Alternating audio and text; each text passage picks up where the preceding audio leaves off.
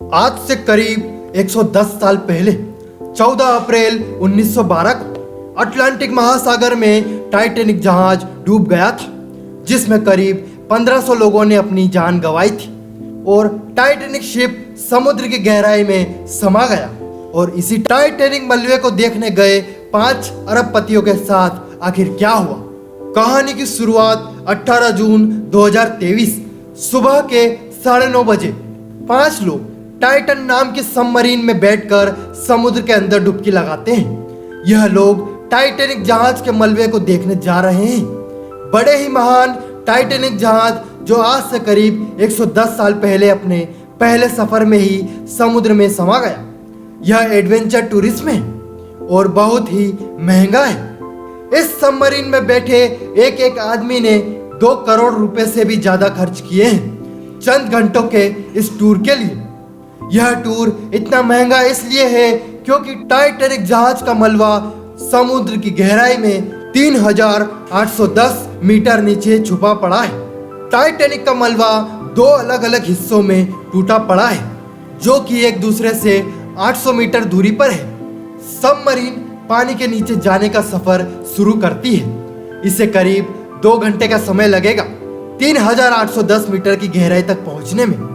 हर 15 minute के interval में यह सबमरीन एक सिग्नल भेजती है समुद्र के ऊपर मौजूद एक जहाज पोलार प्रिंस को।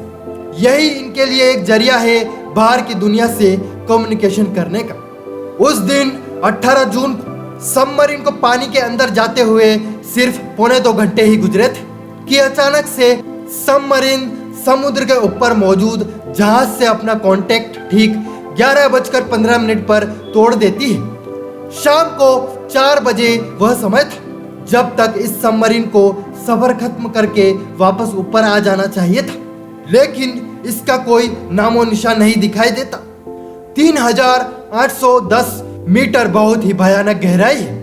यह टाइटन सबमरीन कितनी गहराई में गया था, इसको हम इस तरह से समझने की कोशिश करते हैं। आमतौर पर एक इंसान की हाइट 6 फीट होती है। इसको ध्यान में रखते हुए अगर हम समुद्र के नीचे जाएं तो 93 मीटर गहराई में 240 मीटर लंबा शिप लुसेटेनिया के मलबे मिलेंगे। 320 मीटर गहराई में इंसान का स्कूबा डाइविंग से पहुंचने का रिकॉर्ड है। 500 मीटर गहराई में ब्लू व्हेल देखने को मिलती है। 1000 मीटर गहराई में ऊपर से आने वाली लाइट दिखना पूरी तरह से बंद हो जाती है। 1828 मीटर गहराई में ग्रैंड कैनियन का डीपेस्ट पॉइंट मौजूद है। 2250 मीटर गहराई में ज्वाइंट स्क्विड पाया जाता है, जिसका वेट 750 किलो हो सकता है।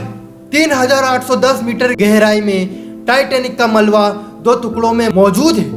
शाम के 7:10 पर पोलार प्रिंस जहाज में जो टीम थी वह डिसाइड करती है कि यूएस कोस्ट गार्ड को इन्फॉर्म किया जाए और यहाँ से शुरुआत होती है 4 दिन चली मल्टीनेशनल एक जबरदस्त सर्च ऑपरेशन की। इस सबमरीन को ढूंढने का हवाई जहाज, शिप और रोबोट व्हीकल का भी इस्तेमाल किया जाता है। हर किसी के दिमाग में बस एक ही सवाल था कि आखिर इन पैसेंजर के साथ क्या हुआ है। यहाँ ये गायब हुई टाइटन सबमरीन ये टाइटन सबमरीन नहीं बल्कि एक सबमर्सिबल थी। दोनों शब्द एक दूसरे से मिलते जुलते हैं, लेकिन इन दोनों शब्दों में एक बहुत बड़ा इंपॉर्टेंट डिफरेंस है। सबमरीन में खुद की पावर होती है कि वो पोर्ट का इस्तेमाल करके समुद्र के अंदर जा सकती है और खुद से समुद्र के अंदर से बाहर आ सकती है। सबमर्सिबल ऐसा नहीं कर सकती। सबमर्सिबल को पानी में लॉन्च करने के लिए और वापस आने के लिए एक सपोर्ट शिप की जरूरत पड़ती है, जो एक जहाज पानी के ऊपर मौजूद है और सबमर्सिबल को कंट्रोल कर रहा है।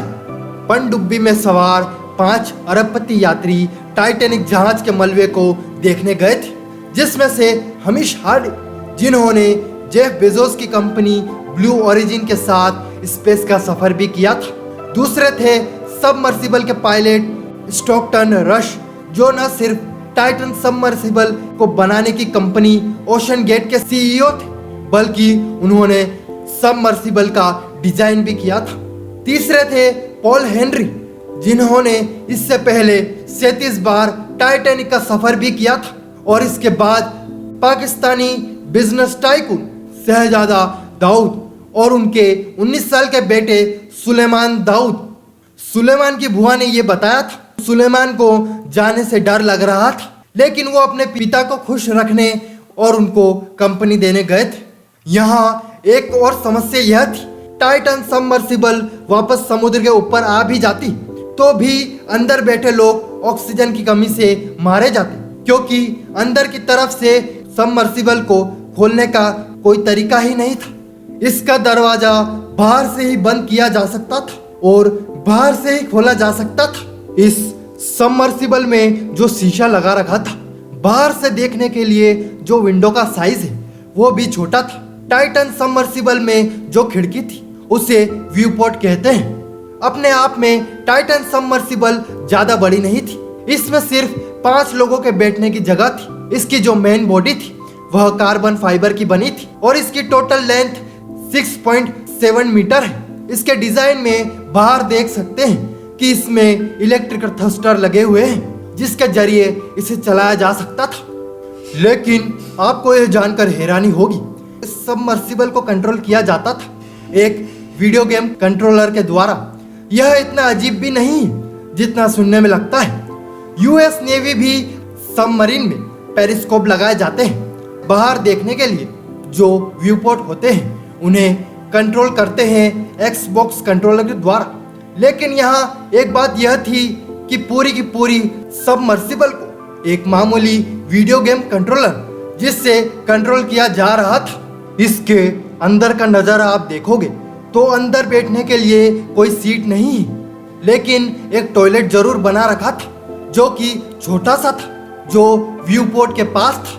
टॉयलेट पर कोई बैरियर भी नहीं लगा था।